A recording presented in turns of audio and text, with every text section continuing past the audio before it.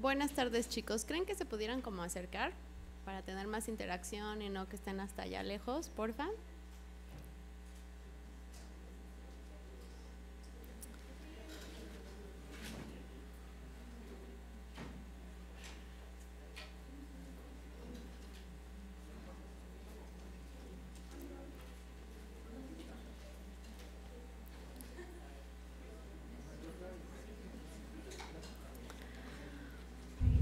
Muchas gracias. Pues bueno, vamos a empezar.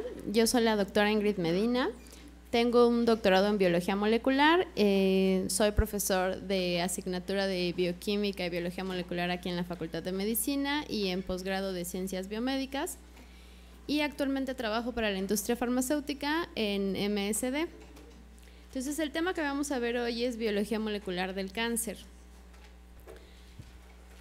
Alguien que me diga qué es un proceso carcinogénico.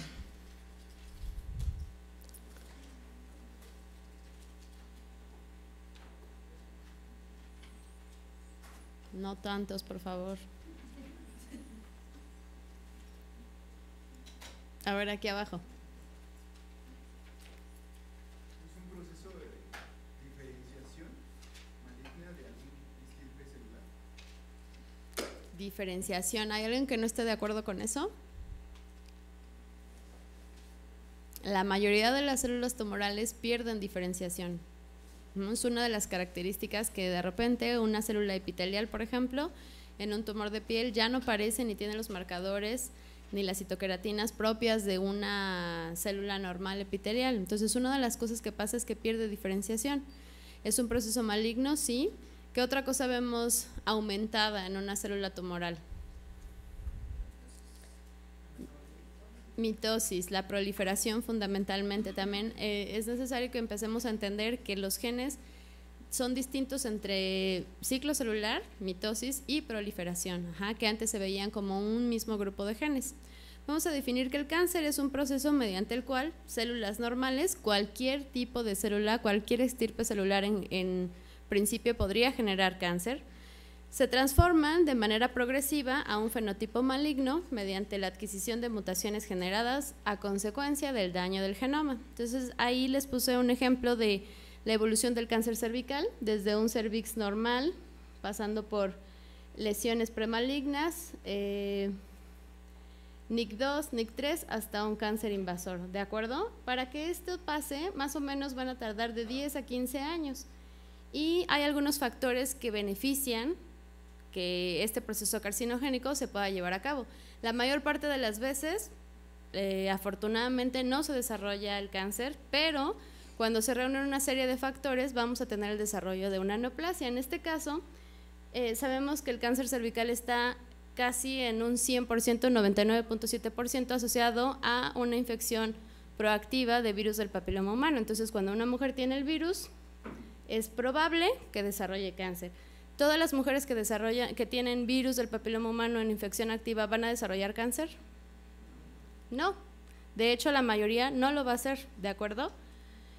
Otra cosa que ayuda pues es una baja respuesta del sistema inmune. También se ha visto asociado a tabaquismo, a una mala nutrición y al uso de anticonceptivos. ¿Alguien sabe por qué al uso de anticonceptivos? Los anticonceptivos lo que hacen es hacer un recambio, una tasa de recambio celular bastante más rápida. Entonces, cuando yo tengo el epitelio expuesto, es mucho más probable que el virus pueda infectar, ¿de acuerdo?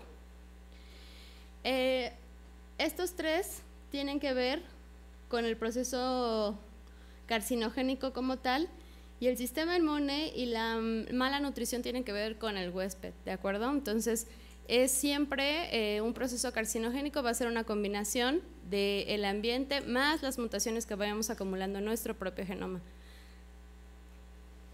Ahora, en el 2000 se publicó 6 hallmarks del cáncer y después Hanahan y Weinberg lo completaron poniendo todas estas características. ¿Y qué significa esto? Que todas las células tumorales deben de reunir todas estas características para poderlas considerar una célula tumoral capaz de hacer una clona y eventualmente hacer invasión y metástasis, ¿de acuerdo? Entonces vamos a ver punto por punto cada uno de esos hallmarks y analizándolo desde la perspectiva molecular. Cuando nosotros evadimos la supresión de crecimiento, el resultado que va a dar proliferación. Cuando inhibimos la destrucción del sistema inmune, vamos a darle a la defensa. La inmortalidad pues va a repercutir en proliferación, la inflamación constante va a repercutir en proliferación, invasión y metástasis va a repercutir en proliferación, la angiogénesis le va a permitir al tumor tener nuevos nutrientes, la inestabilidad genómica, posiblemente uno de los hallmarks más estudiados es debido a que gracias a esta inestabilidad vamos a adquirir las mutaciones suficientes para poder realizar todos los otros hallmarks. La resistencia a la muerte celular da como resultado proliferación, la desregulación del metabolismo energético celular me va a producir generación de energía y un sostenimiento de las señales de proliferación nos desencadena proliferación. Entonces es por eso que muchos de estos hallmarks lo que sostienen es que la célula esté creciendo indefinidamente. Entonces vamos a ver que desde 1914 empezamos a ver rastros de que esta enfermedad era una enfermedad genómica, de que muchos de los genes estaban alterados y por eso llevaban a procesos carcinogénicos importantes. Y esto empezó con Boveri, que hipotetizó la contribución de alteraciones cromosomales en el desarrollo del cáncer. Esto quería decir que las personas que tenían cáncer, si aislábamos su DNA, que en ese tiempo todavía no se podía hacer, si les hiciéramos un cariotipo, lo que íbamos a ver era un diferente número de cromosomas al que nosotros debemos tener. ¿Que cuántos son? ¿Cuántos cromosomas es lo normal? 23 pares, o sea, 46 cromosomas, ¿de acuerdo?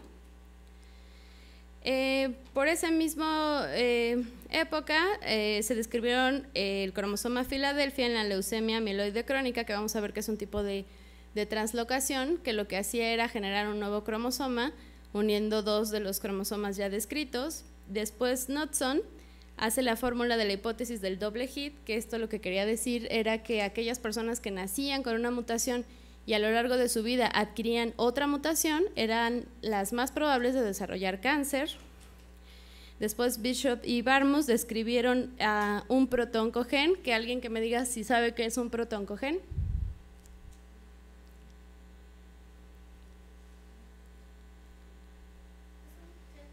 Ajá.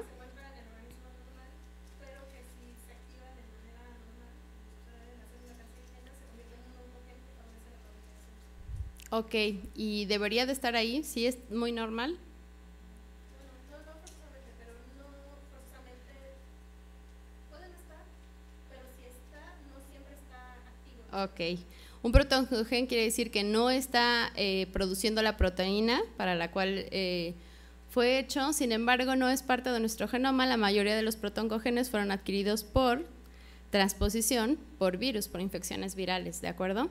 Pero una vez que está activo, es decir, que lo estoy expresando en la proteína, entonces lo denominamos oncogen. Nowell después propuso que había un crecimiento clonal en los tumores. Esto quiere decir que una sola célula empezaba a adquirir todas las características necesarias y una vez que las adquiría y se convertía casi en una supercélula, era capaz de dar a nuevas clonas que ya tenían esas características. Es decir, no tenían que pasar por todo el escrutinio genético para volver a adquirir las mutaciones, sino que ya podía heredar estas mutaciones que le permitían un crecimiento exponencial. Después, por ahí de 1982, se describió Harras y fue clonado en una línea celular de cáncer, lo que hacía evidente que la participación de los oncogenes era indispensable. Por ahí del 83 empezamos a ver alteraciones epigenéticas que se identificaban en cáncer. ¿Cómo son estas alteraciones epigenéticas? ¿Cuál sería la diferencia entre una mutación y una alteración epigenética?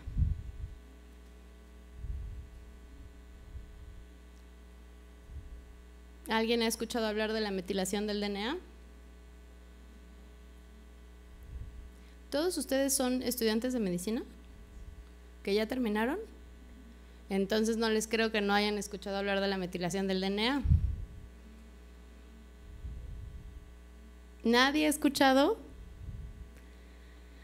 Bueno, cuando el DNA se metila, el resultado es que cuando metilo un promotor de ese gen, lo que voy a obtener es que no hay expresión de la proteína, ¿de acuerdo?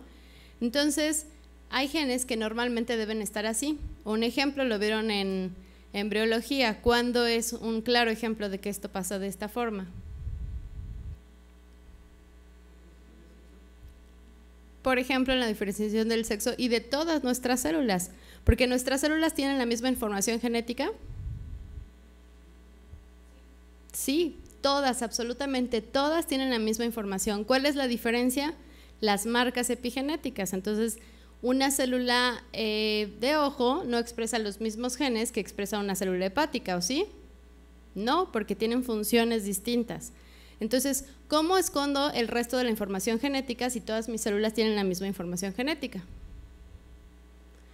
Con niveles de empaquetamiento, ¿sí? Recuerdan que el máximo nivel de empaquetamiento era un cromosoma y iba disminuyendo hasta la hebra de 30 nanómetros, que es más o menos donde se llevan a cabo los tres procesos fundamentales, que es replicación, reparación y transcripción, o eventualmente hasta dejar la hebra desnuda, que tenemos una doble hebra, que esto casi nunca pasa, ¿de acuerdo? Entonces, los genes que no quiero que se expresen los empaqueto muchísimo y están ahí, pero no se van a expresar. ¿Qué es lo que sucede con algunas células tumorales? Que pierden estas marcas y abren genes que no deberían estar abiertos y otros que sí deberían expresarse se pierden, ¿de acuerdo? Entonces, la diferencia entre una alteración epigenética y una mutación es que las alteraciones epigenéticas no cambian la secuencia del DNA y una mutación sí, siempre, ¿de acuerdo? Esa es la gran diferencia. Más o menos por 1985, que fue de hecho cuando se descubrió también la reacción en cadena de la polimerasa, se identificaron 15 oncogenes humanos. Después se clonó en el 87 el primer gen supresor tumoral, que fue PRB, el de retinoblastoma, y en 1990 pasa un evento súper importante, que es cuando inicia el proyecto del genoma humano. ¿Alguien ha escuchado hablar de este proyecto? ¿Qué han oído del proyecto del genoma humano? Porque ya hasta los mexicanos tenemos nuestro genoma. El INMEGEN hace como 5 años dijo, ya tenemos el genoma del mexicano. ¿De qué se trataba el consorcio? ¿Cuál era el objetivo?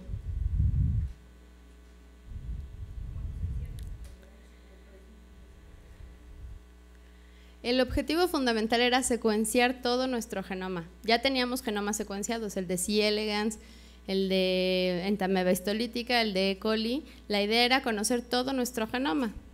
¿Y eso qué significaba?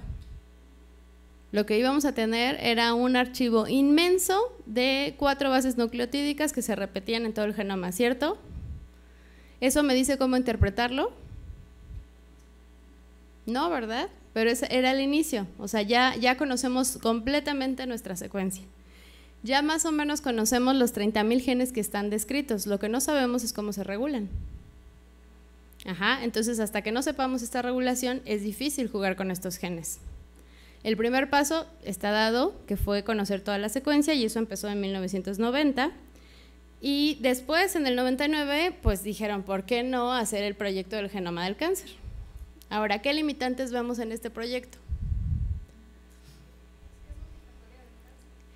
El cáncer no es una enfermedad que podamos atribuirle a una serie de genes. Vamos a ver que muchos de estos genes están repetidamente mutados o sobreexpresados o subexpresados en diferentes tipos de cáncer, pero no es lo mismo ni siquiera en el mismo tipo de cáncer. Ni siquiera es igual en cada una de las células tumorales de una misma persona.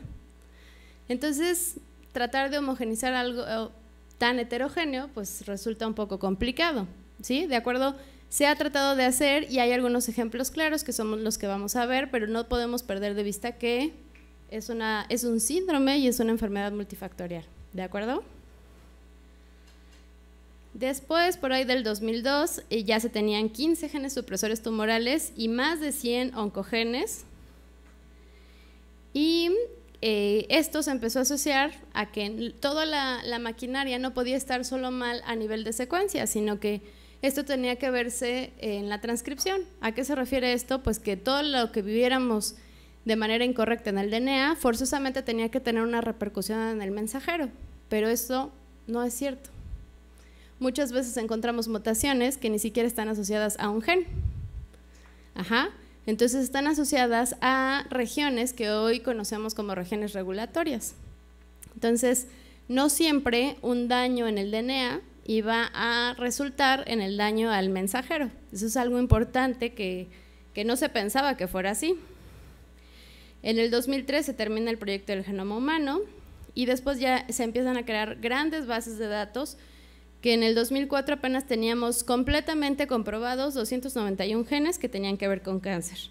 Después se creó el Atlas del Genoma del Cáncer y arrancó otro proyecto muy importante que es el proyecto del HapMap. ¿Por qué?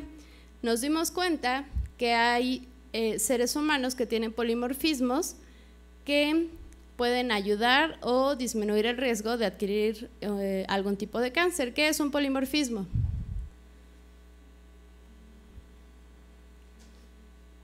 Allá arriba, el chico de lentes.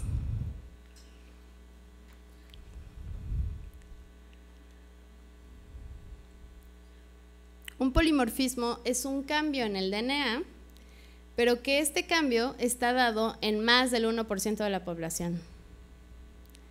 Si está en menos del 1% de la población, lo conocemos como mutación. Y normalmente, porque hay sus excepciones, como todo en biología, el polimorfismo no está asociado directamente a un fenotipo, como el caso de la mutación. ¿Queda para todos este concepto claro? La mayoría de las veces cuando hay una mutación, lo voy a ver incidente en el fenotipo. En el caso de los polimorfismos no lo vemos. Solo la mitad, por ejemplo, en este salón, en el gen de P53, la mitad de ustedes tendrá en la posición 303 una adenina y la otra mitad una timina. Y hace que su P53 funcione exactamente igual, al menos eso creemos. ¿Sí? No pasa nada en el fenotipo. Pero si la mutación la tienen en la posición 503, entonces tienen el primer hit para desarrollar algún tipo de carcinogénesis. Esa es la diferencia entre tener un polimorfismo y tener una mutación, porque en sentido estricto en ambos casos se cambia una base de la secuencia del DNA. Vamos a ver que hay diferentes tipos de mutaciones, pero una de ellas, las puntuales, son el cambio de una sola base, igual el polimorfismo, ¿de acuerdo?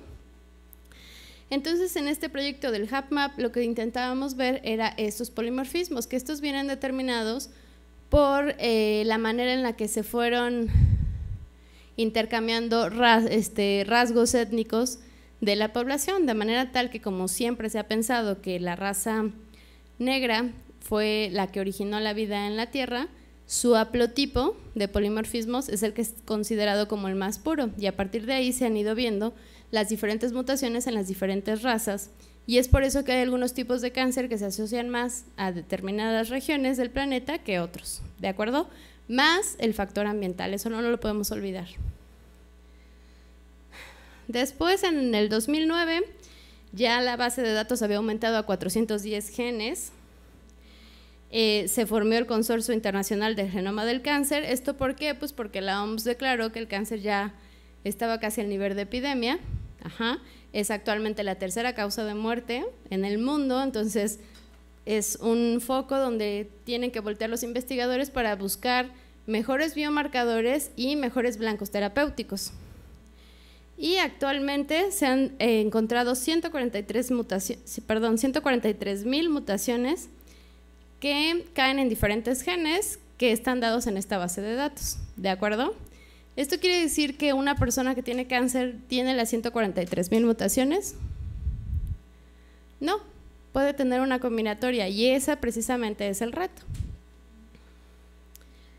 Entonces, regresando a esta diapositiva de los hallmarks, pues lo que se ha tratado de hacer tanto la industria farmacéutica como los investigadores es, si ya conocemos las características que debe de tener una célula tumoral, pues vamos a ir a buscar cosas que hagan que estas características desaparezcan de esa célula.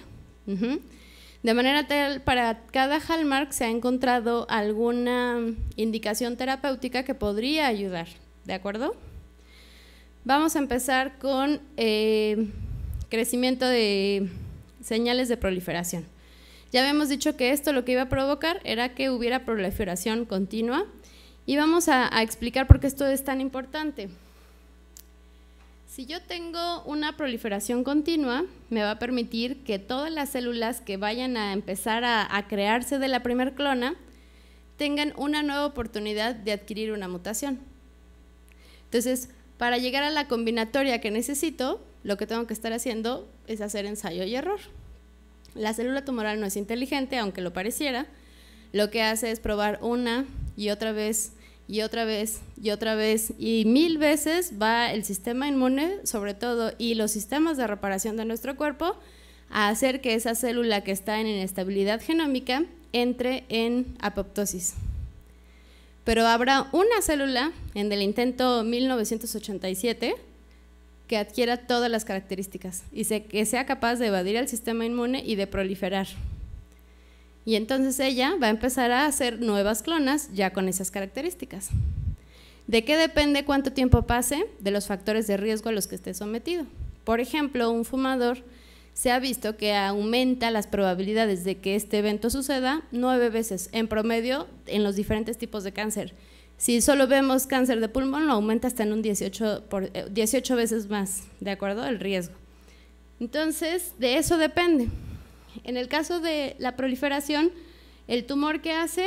Pues lo que hace es que no permite que las señales de antiproliferación entren a la célula. Y al no permitirlo, continúa el ciclo celular constante haciendo nuevas mutaciones. ¿Por qué hace nuevas mutaciones?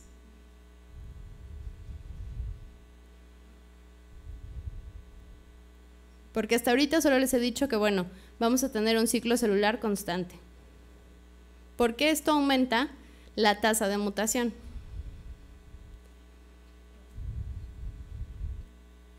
¿Por qué?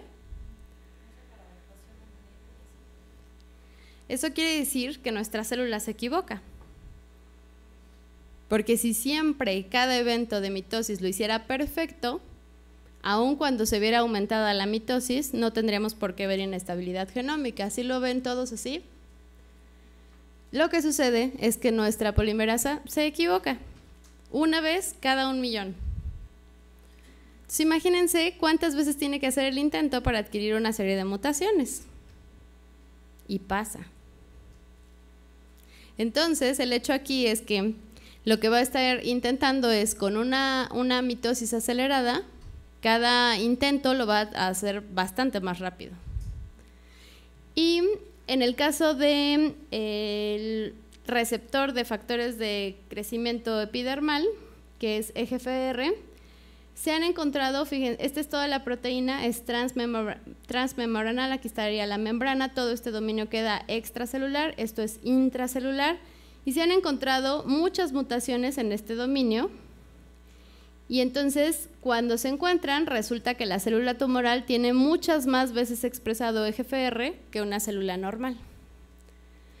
Y si tiene muchas veces expresado EGFR es señal para proliferar. Si una célula normal tiene, por decir un número, 20 receptores, una célula tumoral tiene 180 receptores. Y esto le da una mayor probabilidad de proliferar. ¿Qué hicimos? Bueno, tratamos de desarrollar inhibidores de EGFR. ¿Para qué? Para impedirle a esa célula tumoral que empezara a proliferar.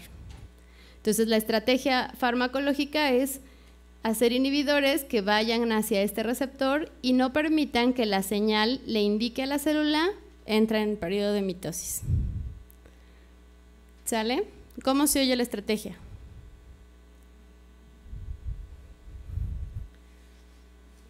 Se oye correcta, ¿no? Dice, si la célula tumoral tiene muchísimos receptores que le permiten crecer indefinidamente y yo le doy algo que inhiba estos receptores, el resultado que yo esperaría es disminución de proliferación, ¿cierto? Y sí pasa.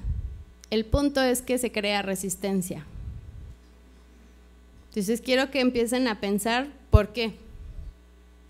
¿De acuerdo? Entonces es muy útil cuando yo encuentro un paciente que tiene una mutación en EGFR, rápido le doy un inhibidor de EGFR, que son tirosinstinasas, inhibidores de tirosinstinasas, y va a responder al tratamiento rápido, pero después va a recaer.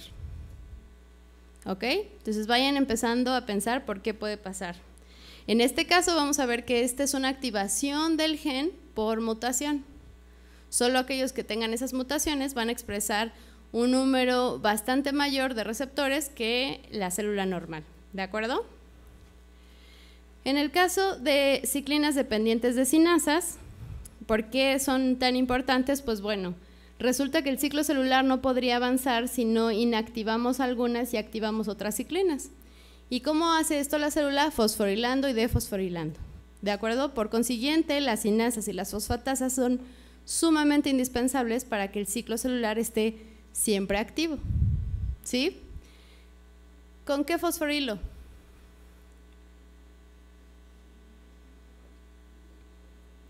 ¿Qué es fosforilar?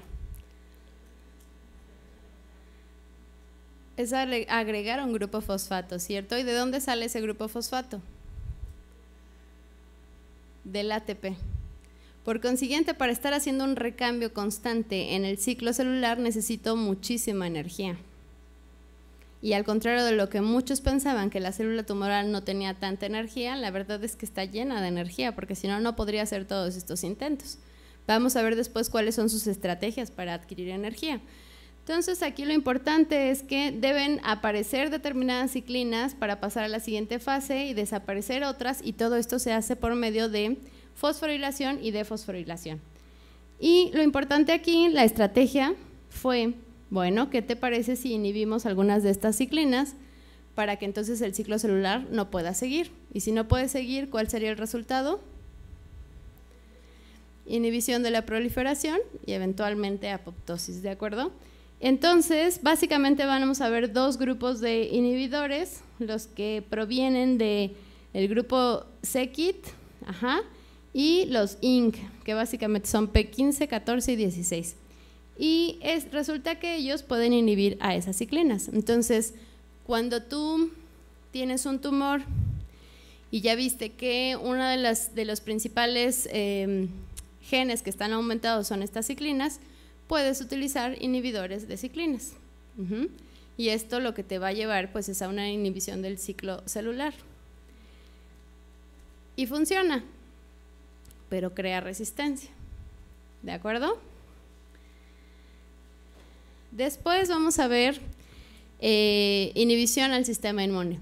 Esto es algo muy interesante y es algo muy, muy nuevo. Ahorita, de hecho, se van a iniciar nuevas terapias con inmunooncología, porque la inmunología había pasado un poco de moda, más bien todo era biología molecular, sobre todo en cáncer, y de repente de nuevo volvemos a mirar a la inmunooncología, que es viejita. Hay muchas terapias que ya se hacen de manera inmunomoduladora, pero no habían funcionado, y no habían funcionado porque no se entendía con precisión estos mecanismos de evasión del cáncer al sistema inmune.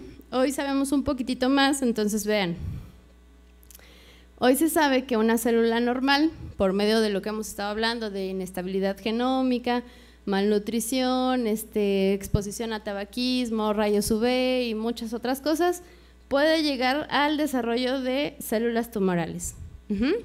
Una vez que se forman estas células tumorales, algunas van a morir, ¿sí? Lo habíamos dicho, que el sistema inmune se iba a dar cuenta que estaban ahí y las iba a matar. ¿Cuál será el resultado de hacer apoptosis en una célula tumoral?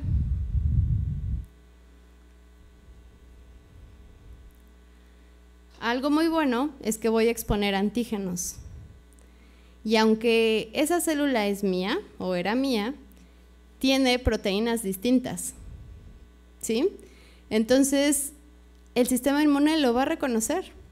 No es cierto eso que pensábamos antes de que pues, el sistema inmune solo reconoce lo extraño, sino lo propio no lo reconoce como extraño, ¿no? Si no tienes una enfermedad autoinmune. Sin embargo, en el cáncer, el sistema inmune se da cuenta que eso se parece a lo mío, pero no es igual a lo mío. Y puede detectarlo, ¿de acuerdo? Y entonces, en la primera fase, En una persona normal, con una nutrición normal, el sistema inmune se va a acercar con toda la maquinaria y lo va a eliminar.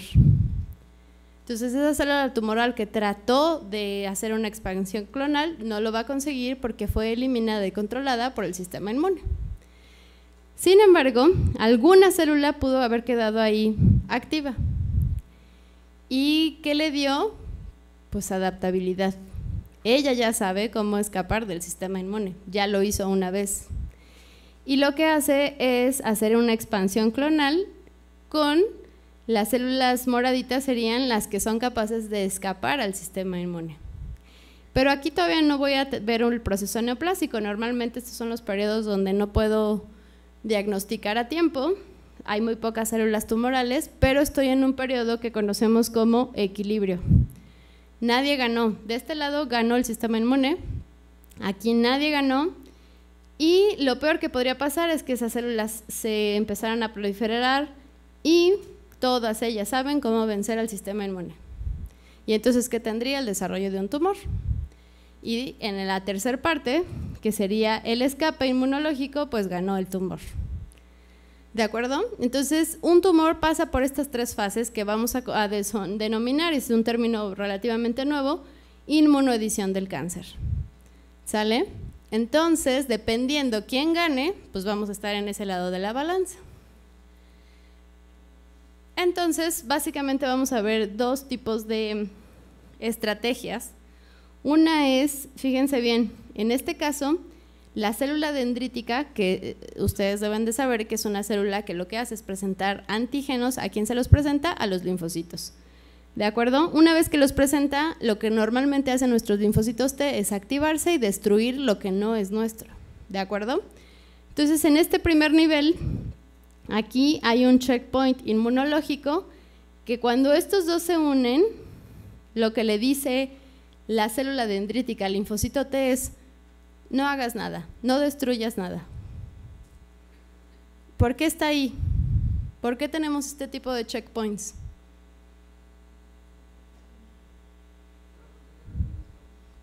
Para protegernos, porque nuestro sistema inmune es extremadamente eficiente. Entonces, muchas de las autoinmunidades lo que vemos es esto, la pérdida de estos checkpoints, ¿de acuerdo? ¿Y para qué se hace? Para asegurarnos de que cuando voy a destruir una célula, sea únicamente una célula que debe ser destruida y no una célula propia. Entonces, el primer checkpoint es cuando la célula dendrítica le presenta al linfocito T el antígeno, ¿de acuerdo? Esto pasa muy rápido, pero no es muy específico. Y el otro checkpoint, fíjense bien, está en la fase efectora y es cuando el linfocito T hace contacto con una célula tumoral. Y en este caso, cuando la célula tumoral tiene una molécula que denominamos PDL1, lo que hace es unirse a PD1 y aunque el linfocito estaba ahí para ir a matarla, el tumor pasa inadvertido. Y entonces el linfocito te dice: ay, me confundí, creí que eras una célula extraña, pero ya me doy cuenta que no, que tienes el receptor de una célula mía y no te voy a hacer nada. Y es por eso que hay muchos tumores que se ven con mucho concentrado linfocitario, pero los linfocitos no les hacen absolutamente nada. ¿Sí? ¿Por qué? Porque pasan desapercibidos. ¿Y por qué? Porque la célula tumoral aprendió el mecanismo que utilizan nuestras células normales. Entonces, la estrategia es, en ambos casos, inhibir esa inhibición. Y si yo inhibo eso, ¿qué voy a obtener? En este caso, la célula T se va a activar y en este caso la célula T destruye al tumor. Entonces, ¿por qué está cobrando tanta fuerza esto? Pues porque ya aquí, ¿cuántas mutaciones tiene? Wherever. ¿Sí? El punto es que el sistema inmune se va a hacer cargo. Y de lo que sí estamos seguros es que nuestro sistema inmune sí sabe hacerse cargo de infecciones. ¿Sí? Entonces ya no va a importar cuántas mutaciones tengas, ni siquiera el estadio del tumor, ni siquiera el tipo tumoral, porque estamos dejándole toda la chamba a nuestro sistema inmune. Suena súper prometedor, pero sigue ahorita los estudios más avanzados están en fase 3. Entonces vamos a ver qué pasa en algunos años. Ahora, vamos a ver, otra característica que adquiere la célula tumoral es replicarse hasta la inmortalidad, ¿de acuerdo? Y esto quiere decir que cada vez que yo replico un cromosoma, vemos que los telómeros al final se van acortando. De hecho, hay un límite calculado por Hayflick que dice que son 40 más o menos ciclos los que se puede replicar antes de que termine el telómero. ¿Por qué me preocupa que llegue y ya no haya telómeros? En el siguiente ciclo de replicación, lo que perdería sería información genética valiosa, no telomérica, ¿de acuerdo? Entonces, por eso es muy importante que el telómero siempre esté intacto. ¿Y qué hace la célula tumoral? Pues aumenta la polimerasa que se encarga de sintetizar a los telómeros. Y ya, asunto arreglado, puede proliferar las veces que se le pegue la gana porque tiene esa telomerasa. Y obviamente esta telomerasa, pues lo que voy a ver yo en cáncer es una sobreexpresión. ¿Y cuál es la estrategia farmacológica? Pues inhibir a la telomerasa. ¿Sí? Funciona. El punto es que no todos los tipos de cáncer tienen esta telomerasa. Y aquí viene otro punto importante. Si no todos los tipos de cáncer tienen esa telomerasa, ¿cómo le hacen los que no la tienen?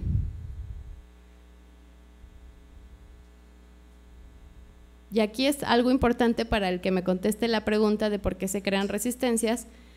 Ya me estoy dando cuenta que la célula tiene muchas maneras de hacer lo mismo. Solo hemos descubierto a la TERT, pero no sabemos de qué forma aquellos tumores que no tienen sobreexpresión de TERT de todas formas pueden seguir proliferando sin perder información genética.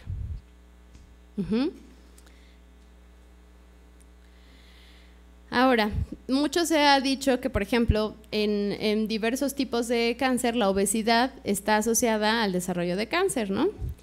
Y pues fue descrita de una forma que sí llama mucho la atención. La obesidad pareciera un proceso inflamatorio crónico. Y ya sabemos que procesos inflamatorios crónicos sí llegan al desarrollo de cáncer muy frecuentemente, y esto se vio en aquellos que fumaban mucha pipa. El hecho de tener aquí la pipa siempre lastimando promovía inflamación y eventualmente un cáncer bucal, ¿de acuerdo? Entonces sabemos que la inflamación puede producir cáncer. ¿Cómo lo hace? Fíjense bien. Cuando yo tengo un tumor, ya vimos que por inmunoedición sí se acercan células del sistema inmune, ¿cierto? Cuando se acercan estas células del sistema inmune se hace un masacote celular, porque llegan macrófagos, natural killers, interferones, se secretan citocinas, interleucinas, se acercan células dendríticas, linfocitos B, linfocitos T. Entonces lo que yo tengo ahí es algo enorme, que crea inflamación, ¿de acuerdo? Y una vez que esa inflamación está ahí, se secretan citocinas, y las citocinas secretan especies ROS, que son especies superoxidantes, y un ambiente altamente oxidante, ¿de acuerdo? Me va a generar, ¿qué? Mutaciones. ¿Y las mutaciones le ayudan o no al cáncer? Le ayudan mucho. Entonces eso me refuerza al tumor. Y por otro lado, las citocinas también causan o encienden mecanismos epigenéticos, que también me podría llevar a una inestabilidad genómica, ¿de acuerdo? Entonces este es el primer modelo por el cual la inflamación podría ayudar a la carcinogénesis. La segunda es que una vez que yo tengo todo este infiltrado de células dendríticas, macrófagos y linfocitos T, las citocinas y las quemosinas que secretan van a activar vías fundamentales en la célula que me llevan a sobrevivencia, proliferación, crecimiento y inhibición de apoptosis. Entonces las mismas células del sistema inmune están ayudando a la generación de señales de crecimiento, y eso hace que tenga proliferación excesiva, ¿de acuerdo? Entonces otra cosa importante es, bueno, el ácido araquidónico, que es un ácido graso de 20 carbonos y a partir del cual se sintetizan tanto prostaglandinas como tromboxanos y leucotrienos. Fíjense muy bien, aquí el punto es que cuando tengo esa señalización y sintetizo prostaglandinas y tromboxanos, las prostaglandinas eventualmente van a ayudar a procesos de angiogénesis, van a inhibir apoptosis y van a aumentar migración y proliferación, es decir, invasión. Y los tromboxanos pueden llevarme a procesos de cardiotoxicidad que van deteriorando pues, la salud del paciente. Entonces aquí es un ejemplo de cómo un proceso inflamatorio incorrecto, ¿sí? Incorrecto porque me refiero a que es inespecífico y se está acercando porque no hay otra línea de defensa, me está en realidad promoviendo el desarrollo de una neoplasia. ¿Queda claro? Entonces la estrategia farmacológica que es, pues inhibir a dos enzimas que son fundamentales para la transición de ácido araquidónico a prostaglandinas y tromboxanos, que son ciclooxigenasa 1 y 2, y lo que se hace es dar a los pacientes estos inhibidores. ¿Ok? También funciona, pero solo por periodos cortos de tiempo. Este es muy bonito. c-Met se encontró es cuando activamos invasión y metástasis. Entonces, fíjense bien. c-Met es un receptor de tirosincinasa y está asociado a un factor de crecimiento de hepatocitos. Se describió fundamentalmente en hepatocarcinoma, pero se ha encontrado en muchos tipos de cáncer. Y resulta que cuando yo tengo un epitelio normal, empiezo a generar por medio de diferentes agresiones al DNA una displasia, se va a convertir en un carcinoma in situ. Eventualmente estas células van a adquirir nuevas características que van a empezar a dañar la matriz extracelular. Alguna de ellas será capaz de entrar y hacer una invasión en la capa basal y eventualmente de aquí migrar, y eso lo ayuda a c-Met. El punto es que no se sabía cómo se activaba c-Met, porque en etapas iniciales no se encontraba sobreexpresión de este gen y de repente, boom, había mucha sobreexpresión. Hoy se sabe que es mediante metilación del promotor. Este es un gen que normalmente está metilado, ¿sí? No se debe de expresar, pero cuando hay un proceso carcinogénico, fundamentalmente en hepatocarcinoma, lo que se ve es que estas marcas de metilación desaparecen y como consecuencia tengo la expresión del gen. ¿Alguien sabe si existen las enzimas que desmetilen el DNA?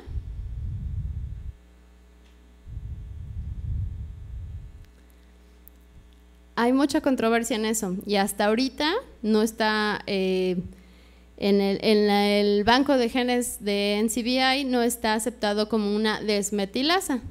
Lo que sí sabemos que sucede es que nuestro sistema de reparación es perfectamente capaz de quitar el grupo metilo, quitar todo ese nucleótido y rellenarlo con una polimerasa y una ligasa. Entonces se piensa que es por mecanismos de reparación. El hecho es que un gen que siempre estaba metilado y el resultado era que no se expresaba, ahora se expresa y se ve que el promotor no está metilado. Entonces este es un ejemplo de una activación de un gen por un proceso epigenético, que en este caso sería metilación del DNA. ¿Cambió la secuencia del DNA? No, es por eso que es un cambio epigenético, ¿de acuerdo? Luego vamos a ver que inducir angiogénesis. Hay mucha controversia también aquí porque hay muchos investigadores que creen que los tumores saben hacer neoangiogénesis, pero mal hecha, no siempre funciona. Los vasos que se crean, tanto linfáticos como sanguíneos, endoteliales, no son muy útiles. Sin embargo, el tumor sí promueve la realización de nuevos vasos sanguíneos y linfáticos, y obviamente esto tiene una repercusión en el aspecto de que cuando un tumor puede lograr acercarse a un vaso sanguíneo, pues va a tener acceso libre a oxígeno y a nutrientes. Y ya vimos que para la mayoría de los procesos que necesita llevar a cabo necesita ATP. Y no lo puede hacer sin oxígeno y sin nutrientes. Entonces, la estrategia que fue, bueno, se ha visto que la mayoría o una gran parte de los tumores en algún punto de su desarrollo van a tener al factor de crecimiento, al receptor de factor de crecimiento endotelial sobreexpresado, y la estrategia es inhibir VEGF. Ok, funciona, pero la mayoría de estos pacientes lo que se ve es una resistencia a los quimioterapéuticos bastante más rápido que los que no reciben estos inhibidores. Entonces es un costo-beneficio, ¿de acuerdo? Los inhibidores de PARP. Fíjense, este es un gen muy novedoso y lo que hace es, bueno, hace muchísimas cosas PARP. PARP, el nombre es poli-ADP ribosa polimerasa, ¿de acuerdo? Es una polimerasa que lo que hace es poner fragmentos de ADP ribosa en los genes. Ajá, y a eso se le va a conocer como polirribosilación, ¿de acuerdo? Entonces es una modificación posttraduccional. Quiero que me digan al menos 3 modificaciones posttraduccionales. Una ya la hemos estado hablando aquí. Las sinasas, ¿qué necesitan? Fosforilación es un mecanismo posttraduccional. Otro, ¿qué más le puede pasar a una proteína? ¿Perdón?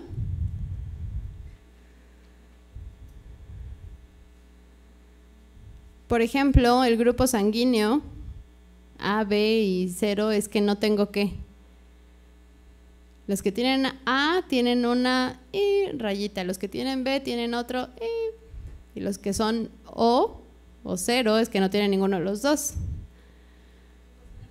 Glicosilación, exacto, es un azúcar lo que nos diferencia entre los grupos sanguíneos. Entonces, otra modificación posttraduccional sería la glicosilación. Otra,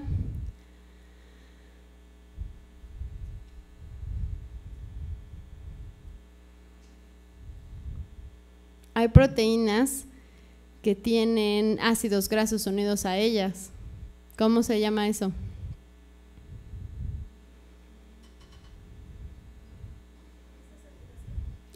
No, acetilación es agregar un grupo acetilo, que también es otra modificación posttraduccional.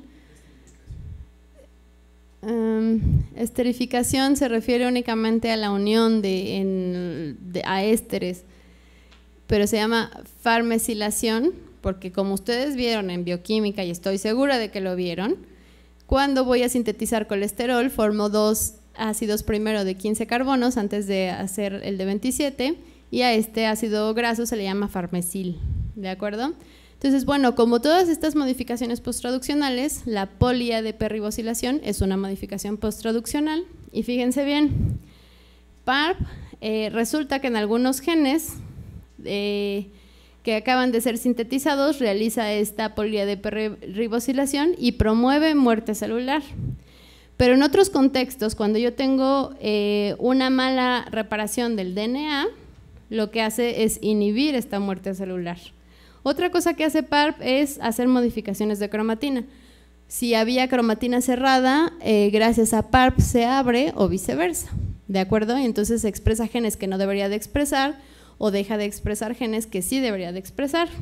Otra cosa que hace es promover inflamación, y ya vemos que promover inflamación podría promover un proceso carcinogénico, y es un regulador transcripcional vasto. Fíjense, interactúa con toda esta serie de genes y interactúa, no poli-ADP ribosila, y con estos P53 sobre todo, y las 2 RNA polimerasas más importantes para hacer transcripción, sí agrega poli-ADP ribosilación, y esto incide en vías tan importantes como NF-kappa beta, que es muy importante en proliferación e inflamación, ¿de acuerdo? Entonces, tiene un papel ambiguo PARP, porque puede promover muerte celular, pero también puede inhibirla. Y esto es únicamente dependiente del contexto celular. Es un gen muy, muy nuevo, es una serie de polimerasas, hasta ahorita descubiertas, si no mal recuerdo, hasta la 11, y este grupo de polimerasas resulta muy interesante. Ajá. Entonces, cuando está mutado el DNA, cuando tengo problemas en la reparación, es cuando conviene utilizar inhibidores de PARP. Ajá. Y esto se ha hecho fundamentalmente en cáncer de mama y funciona muy bien. El punto es que la población que reúne las características para utilizar PARP es muy pequeña. Entonces, sí es eficaz, sí dura, no se ha visto resistencia, pero se ven beneficiadas muy pocas pacientes. ¿Ok? Otro ejemplo es BH3, que es para resistencia a muerte celular. Entonces, como ustedes saben, la muerte celular puede tener una señalización intrínseca o extrínseca, ¿de acuerdo? En ambos casos, el hecho es que llego a apoptosis, ya sea mediado por vía mitocondrial o mediado por otros receptores. Y cuando yo tengo daño al DNA, normalmente lo primero que va a suceder es que va a actuar mi sistema de reparación. Cuando no actúa mi sistema de reparación, lo que voy a tener es una inestabilidad genómica, voy a activar diferentes oncogenes, voy a tener mutaciones en genes supresores tumorales y esto eventualmente o la célula me lleva a apoptosis y sería fin de la historia, o desarrollo un proceso neoplásico. ¿De acuerdo? Entonces la evasión de la muerte celular es bien importante para poder realizar una neoplasia. Entonces, ¿cuál fue la estrategia farmacológica? Pues bueno, el activador de BH3, que estos receptores se encuentran a nivel de la mitocondria, por consiguiente, solo inhibe qué tipo de apoptosis. Intrínseca, ¿de acuerdo? La que viene de adentro. Entonces, cuando yo pego BH3 a estos receptores antiapoptóticos, inactivo VAX y VAC. Y esto lo que hace, pues es simplemente inhibir ahí la apoptosis, ¿de acuerdo? Esto es lo que hace la célula tumoral.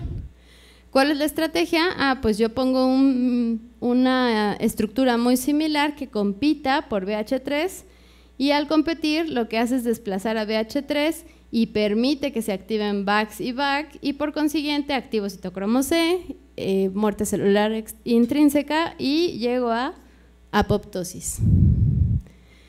El problema es que el tumor también sabe cómo hacer subexpresión de este receptor. Entonces, si se subexpresa el receptor, de nada sirve lo que yo le dé. Y se ha visto que lo hace por metilación. ¿De acuerdo? Ahora, por último, vamos a ver esta parte del metabolismo. Nosotros sabemos que, cuando entra la glucosa a nuestras células, básicamente pasan tres cosas, pero las más frecuentes son dos. ¿De acuerdo? Todo este paso de glucosa a piruvato es la glicólisis, que sucede en 11 reacciones. Y del piruvato puede pasarle dos cosas, o entrar a la mitocondria, por descarboxilación del piruvato, ciclo de Krebs y cadena transportadora de electrones hasta la generación de ATP. Y aquí básicamente los productos van a ser dióxido de carbono y de 32 a 36 moléculas de ATP. O el piruvato en el citoplasma puede convertirse en ácido láctico o lactato y generar únicamente 2 ATPs y un ambiente ácido. ¿Qué creen ustedes que hace la célula tumoral?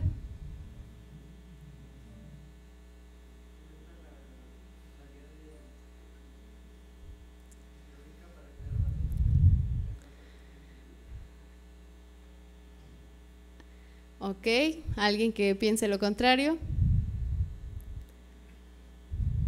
De hecho, hay una investigación de 1950 que es del profesor Barbour, donde dice que aunque la célula tenía acceso a oxígeno, prefiere hacer respiración anaerobia. La respuesta a la pregunta es las dos.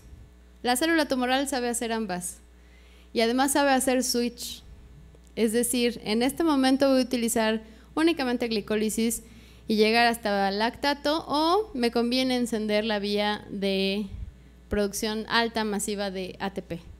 ¿Cuál es la compensación? Que la glicólisis la puede hacer 100 veces más rápida que entrar a esta cadena de transporte de electrones. 100 veces más rápida. Entonces, ¿de qué depende? Del proceso que esté realizando la célula tumoral. Si en ese momento quiero hacer invasión, necesito que la célula que invada vaya súper preparada, con mucha energía, entonces le conviene entrar, aunque sea más lento, hasta cadena de transporte de electrones.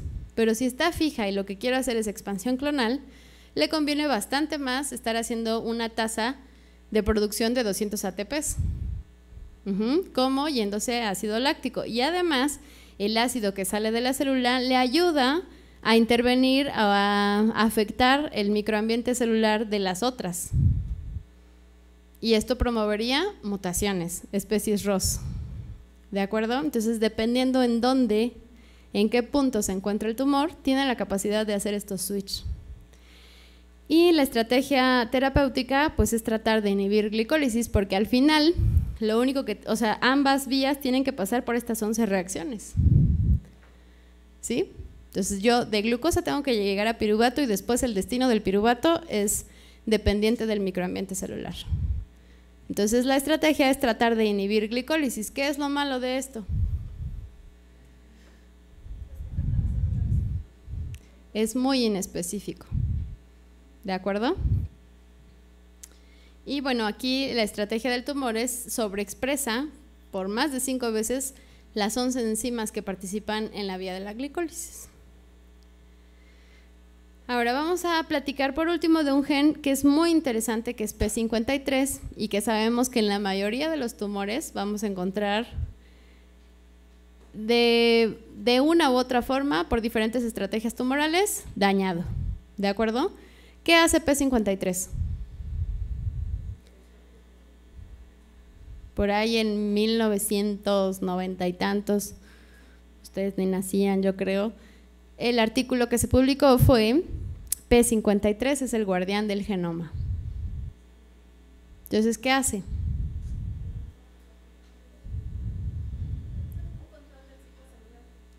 P53 revisa al DNA antes de pasar a la fase de síntesis. Ajá, y se da cuenta que todo esté bien, porque si no sabe que voy a replicar lo que esté mal.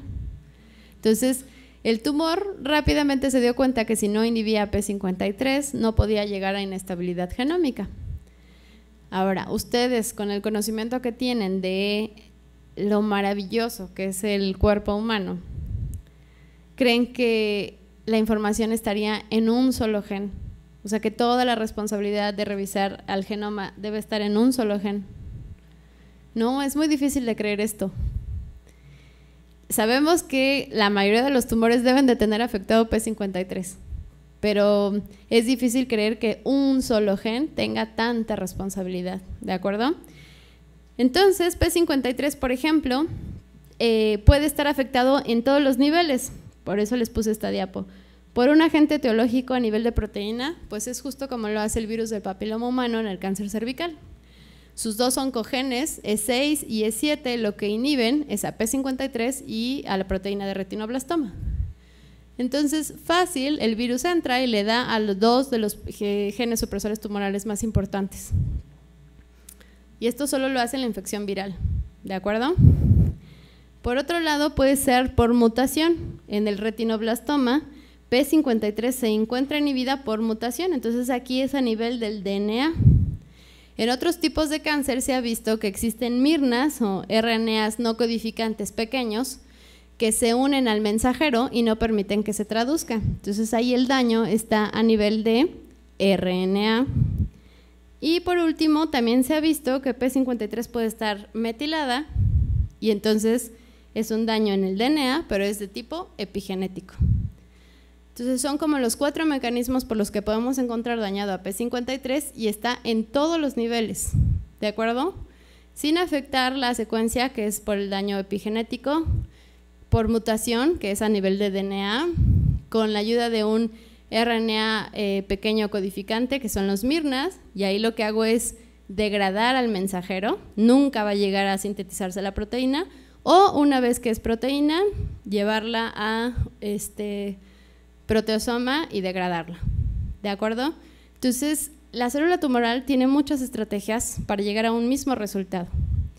Es por eso que se ha complicado tanto el estudio de las diferentes mutaciones que se tienen en el genoma. Ok, esto es para mostrarles que fíjense bien, en un porcentaje de los tumores voy a tener una inactivación de P53. En otros tumores, cuando voy adquiriendo las mutaciones, también voy a tener inactivación de otros genes supresores tumorales como P63 y P73. Voy a tener interacción en este tipo de tumores que son los que ya adquirieron inestabilidad genética, la resistencia a drogas, es decir, a los quimioterapéuticos, ya hacen invasión y metástasis y angiogénesis. Además voy a tener alguna interacción con algunos factores de transcripción, que son fundamentalmente estos, Y cuando tengo afectada la diferenciación, pues ya tengo que tener involucrado a RAS, inhibición de la autofagia y la activación de vías como NF-kappa beta. Y por último, para mantener prendida la proliferación, necesito inactivación de la vía de ATM y activación de la topoisomerasa, que es una enzima que lo que hace es mantener de alguna manera la tensión del DNA, ¿de acuerdo? Y con esta diapositiva lo que les quiero mostrar es que la combinatoria, o sea, los hallmarks que acabamos de hablar, se van a ir adquiriendo en tiempos distintos, en cada célula, de cada tumor, de cada persona. Al final lo que sabemos es que para que una célula tumoral sea tumoral es porque adquirió todos los hallmarks. ¿En qué orden? No se sabe. ¿Importa el orden? Yo pienso que sí debe de importar. El resultado al final pues es el mismo, son una célula tumoral, pero no sabemos si que adquirió primero la capacidad de proliferación le da mayores capacidades que haber adquirido primero la del sistema inmune o la de evadir apoptosis, ¿de acuerdo? Esto es algo que todavía no se sabe. Y ya nada más para que lo recuerden, porque esto ya lo han visto, es todo esto que nosotros vimos fue inestabilidad en el genoma, ¿de acuerdo? Básicamente va a pasar por un proceso que conocemos como mutación y que estas mutaciones, fíjense bien, pueden ser por el tipo de célula, somáticas o de línea germinal. ¿Esto qué quiere decir? Que puede ser en los cromosomas X o Y o en los cromosomas estructurales. Por el nivel al que se da, pues pueden ser puntuales o génicas. Las puntuales van a ser sustitución de bases, inserciones de lesiones o duplicaciones. Y las génicas, inserción de lesión, inversión, duplicación y translocación, que ahorita vamos a ver con mayor detalle. ¿Por dónde se originan? Pueden ser espontáneas o inducidas, ¿de acuerdo? Y por su efecto van a ser con sentido, sin sentido o silenciosas. Entonces, esta es mi hebra de DNA, la normal. Cuando yo le adiciono una base, pues me va a cambiar el marco abierto de lectura. Y a lo mejor en vez de que fuera aquí CAG, que no me sé el código genético de memoria, pero vamos a suponer que es lisina, ustedes checan en su libro, pues ahora voy a tener un aminoácido completamente distinto. ¿Ok? Si el nuevo aminoácido tiene propiedades similares al que cambié, es decir, vamos a suponer que es otro aminoácido polar, muy probablemente sea una mutación que no afecte la estructura cuaternaria. Si el cambio no me cambia de aminoácido, voy a decir que es una mutación sin sentido, ¿sí? Porque aunque cambie la base, no cambió el aminoácido. Pero si sí cambió el aminoácido, entonces es una mutación con sentido. Y si cambió el aminoácido, pero no pasó nada con la estructura cuaternaria, pues la mutación no fue tan grave. Pero si por culpa de esa mutación ya no puedo adquirir, por ejemplo, una estructura cuaternaria, pues entonces va a ser muy deletérea. ¿De acuerdo? Otro que me cambia el marco de lectura es cuando ahora en vez de adicionar una base, se la quito. Y a lo mejor al número 15, en el 15avo triplete, me encuentro con AUG, que es un codón de término. ¿De acuerdo? Entonces, dependiendo de esa mutación, va a ser peor o mejor. Y otra es que solo cambia una base. Son como las de tipo puntual. Y las genómicas, bueno, de lesiones que pierdo toda una sección del cromosoma y ahora queda un cromosoma más pequeño. Duplicación es que yo solo debería de tener una región y tengo dos regiones, entonces aumenta la información genética. La inversión es que yo la tengo en un orden y cambia completamente de orden.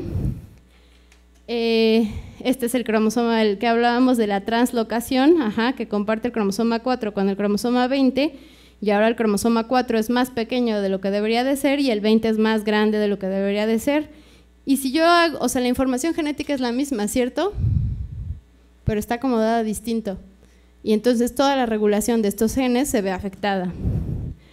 Y la translocación, que voy a hacer un cambio, este cromosoma que solo tenía esta parte aquí, va a adquirir esta nueva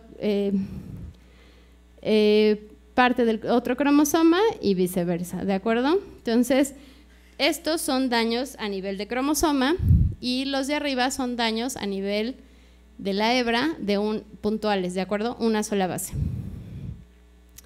Ya habíamos hablado de los polimorfismos, nada más para que lo sepan. En cuanto al cáncer, voy a tener dos tipos de polimorfismos, aquellos que se encuentran en poblaciones que no desarrollan algún tipo de cáncer, y esos los voy a denominar polimorfismos de protección, o polimorfismos que se encuentran en poblaciones con alta incidencia de cáncer, como por ejemplo en Japón, que tienen un polimorfismo que se asocia al desarrollo de cáncer gástrico, que los voy a llamar polimorfismos de riesgo. Al final, si yo solo tengo una exposición al ambiente que me cause mutaciones, me voy a tardar más en desarrollar un proceso neoplásico, ¿sí? Si estoy expuesta al ambiente y además tengo una herencia, una predisposición genética a algún tipo de mutación, pues la probabilidad de que desarrolle un proceso neoplásico va a ser bastante mayor. Y si tengo ambas, pues esta probabilidad aumenta, ¿de acuerdo? Algo que puedo controlar un poquito, pues sí, es el ambiente, ¿no? O sea, por ejemplo, puedo dejar de fumar, ponerme protector solar, tomar antioxidantes, cuidar mi peso. Esas son las cosas que puedo más o menos controlar, ¿de acuerdo? Tu herencia no la puedes controlar. Ahora yo les pregunto, si llegáramos al punto en donde, ok, yo ya puedo secuenciar 1200 genes, que son los que están asociados a cáncer, y ahorita les hago el test y les digo, ¿cómo te llamas? Saraid, de los 1200 tienes 1150 genes afectados,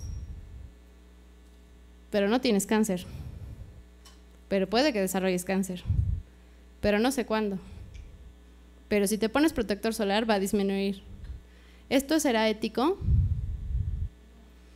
Hay mucho todavía que discutir en cuanto a la parte ética, ¿de acuerdo? Porque tener la mutación no significa que vas a desarrollar la neoplasia.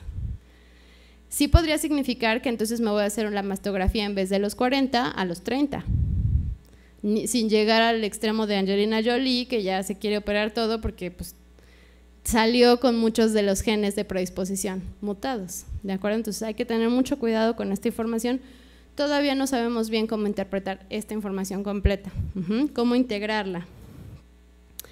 Al final, lo que hacemos los investigadores pues, es explorar el DNA de esta forma, ir al DNA tumoral y preguntarle, ¿qué onda? ¿Qué tienes mutado? ¿Por qué lo mutaste? ¿Cuál fue tu mecanismo? ¿En qué va a resultar en la célula? Pero son tantos procesos que es complicado llegar a una conclusión. Entonces, siempre que se hace un análisis del DNA, debemos no perder de vista que debe ser muy objetivo, que debe de tener aplicación. En la diapositiva 3 les mostraba que había 143 mutaciones asociadas, sí, pero sin aplicación. Entonces, podemos seguir haciendo análisis y análisis y encontrar todo el perfil de mutaciones, pero si no vemos la significancia terapéutica, pues a lo mejor estamos mal encaminando recursos. Debe ser específico y, muy importante, debe ser reproducible, porque hay muchos artículos que dicen que asocian a un gen y después nunca más encuentras un artículo que lo vuelva a asociar y otro lo encuentra asociado a otro tipo de cáncer. Entonces, en general debemos de confiar en resultados que sean reproducibles. Pues muchísimas gracias.